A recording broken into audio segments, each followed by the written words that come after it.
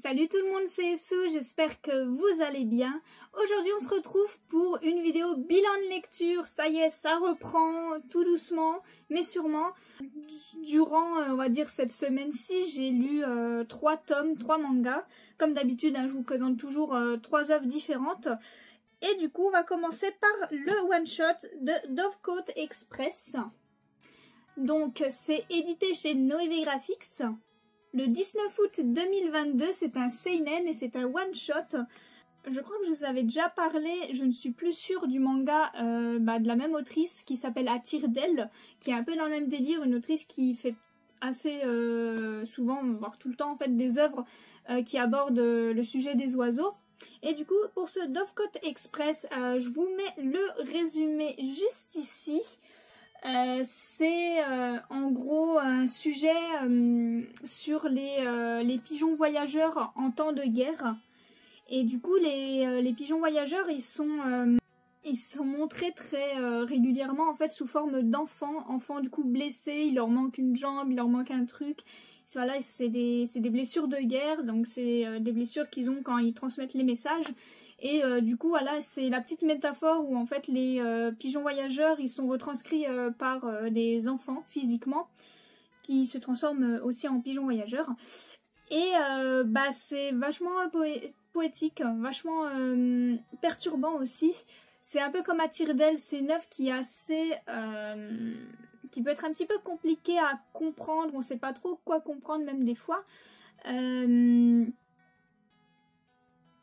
C'est une œuvre qui est vraiment très métaphorique, très poétique dans un sens et qui est pas totalement claire en fait sur la plupart des sujets.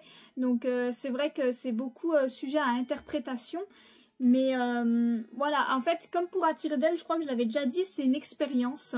L'autrice, elle a une façon d'écrire, de s'exprimer, c'est joli en fait, c'est perturbant à lire mais c'est joliment fait et les dessins ils sont magnifiques d'ailleurs.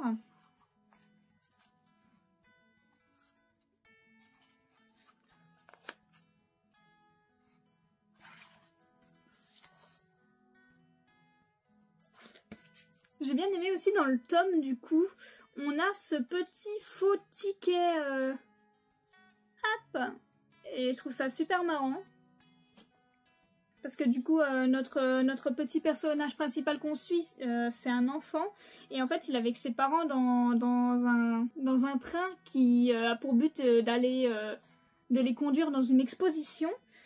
Et du coup, voilà. C'est parce que ce gamin était curieux qu'il va découvrir du coup le wagon où il y a tous ces enfants blessés, tous ces pigeons voyageurs. Et il va te mêler à cette histoire. Et vraiment cette œuvre c'est un petit bijou de poésie, pas forcément obligé de comprendre, juste se laisser porter par la lecture et c'est vraiment très bien, c'est très joli et je manquerai pas de prendre les prochaines œuvres s'il y en a parce que c'est vraiment à part en fait et ça fait du bien des fois. Ensuite on passe à un livre qui m'a détruite, c'est Le chien gardien d'étoiles. Voilà, c'est édité chez Pika Graphics. Le 31 janvier 2024, c'est un seinen et c'est un one-shot. Et ça, c'est un de mes amis libraires qui m'a limite forcé pour le lire. Il m'a dit, tiens, lis-le et tout, c'est trop bien. J'ai lu la première histoire parce que du coup, c'est un petit recueil d'histoires. D'ailleurs, je vous mets le résumé juste ici. C'est un recueil d'histoires, mais en fait, qui sont toutes liées entre elles. Les personnages sont tous un petit peu liés entre eux, les chiens aussi, parce que du coup, le chien gardien d'étoiles, on va suivre à chaque fois des chiens différents dans chaque histoire, avec des maîtres différents, des situations différentes, tout ça. Et autant vous dire que à la première histoire, j'ai chialé comme une merde dans la librairie. C'est horrible, c'est très touchant. Ça te prend aux tripes, ça te détruit le cœur, vraiment. Si vous êtes sensible, si vous aimez pas voir des animaux souffrir, ça va être très compliqué parce que cette œuvre, elle vous détruit quoi. Elle vous détruit, il y a pas de secret, il y a rien, c'est dur à lire. La première histoire surtout, ils ont fait fort dès le début, ils nous ont mis la pire histoire dès le départ, donc dès le départ vous chialez. Après, toutes les autres histoires, bah, elles sont franchement bien, elles sont toutes très très bien les histoires, et c'est vraiment intéressant de voir bah, les personnages et voir leurs liens entre eux, voir les histoires se mêler entre elles. Franchement, c'est une lecture qui vous fait mal, hein. Vraiment, je déconne pas, c'est une lecture qui vous fait très très mal, mais c'est un très beau tome. C'est des histoires qui sont intéressantes, qui sont touchantes, qui sont vraiment agréables en fait à suivre. C'est très très triste, mais c'est bien. C'est vraiment une bonne œuvre, très intéressante. Les histoires qui sont mêlées entre elles, et ben c'est bien fait en fait, c'est très très bien fait. On est touché à chaque histoire. Et moi j'ai vraiment adoré, j'ai vraiment été touchée. Toutes les histoires ne sont pas tristes, pratiquement toutes. Honnêtement, pour être honnête, j'ai pleuré à presque toutes les histoires, mais pas toutes. Et heureusement, parce que pour la santé mentale, déjà la première histoire elle fait fort, mais c'est vraiment super bien fait. C'est vraiment un one-shot qui est très touchant, qui est très intéressant, qui est vraiment bien foutu quoi. C'est un beau bébé, et puis bah les dessins à l'intérieur, on dira qu'ils sont plutôt simples, mais c'est joli, ça va bien avec l'œuvre.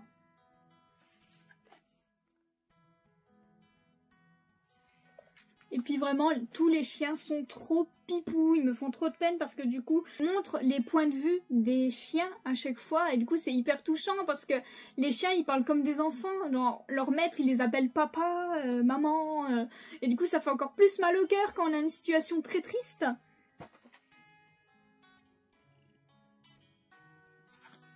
Et ensuite, pour le dernier tome de la semaine, j'ai lu le tome 1 de Butterfly Beast saison 2. Je vous mets le résumé juste ici, c'est édité chez Mangetsu. Le 5 janvier 2022, c'est un seinen et l'œuvre est terminée en 5 tomes. Donc là, j'ai juste lu le tome 1, il faut que je me prenne la suite et fin. J'avais lu du coup la saison 1 et j'avais beaucoup apprécié. Ocho, notre héroïne, elle était vraiment badass.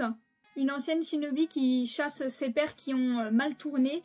Et franchement, elle était hyper badass. Elle cherche à se venger même de l'homme qu'elle a aimé. Et bah, franchement, j'avais beaucoup aimé la saison 1. Donc forcément, j'ai pris la saison 2. Mais j'étais assez surprise par ce premier tome. Et j'ai vu un petit peu quelques avis. J'ai l'impression que ça va rester un petit peu comme ça. Mais Ocho est moins... Je dirais pas moins badass, mais elle est plus humaine, entre parenthèses, elle est plus sensible. Elle hésite à tuer presque, elle a des remords, elle a beaucoup d'hésitation. Et ouais, elle a des regrets. En fait, on découvre une Ocho qui est quand même plus sensible, plus fragile. Elle reste quand même badass, hein, elle fait ce qu'elle a à faire. Mais on ressent vraiment qu'elle a des sentiments en fait, et qu'elle ressent les choses, et que c'est pas évident pour elle.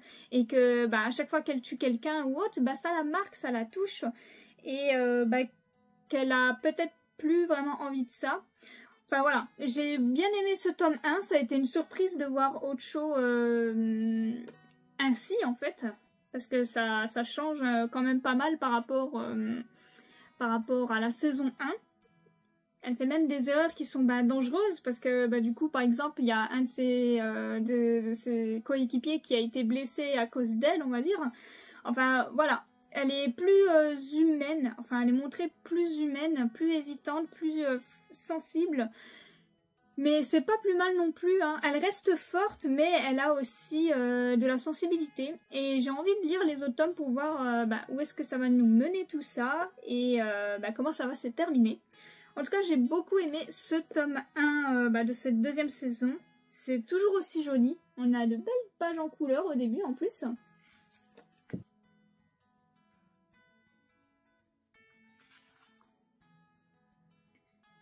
Et les dessins, voilà, ils sont vraiment cool. Et les histoires, du coup, qu'on suit à l'intérieur, enfin, les différents personnages qu'on suit, leur histoire, pourquoi ils ont vrillé et tout, c'est super intéressant.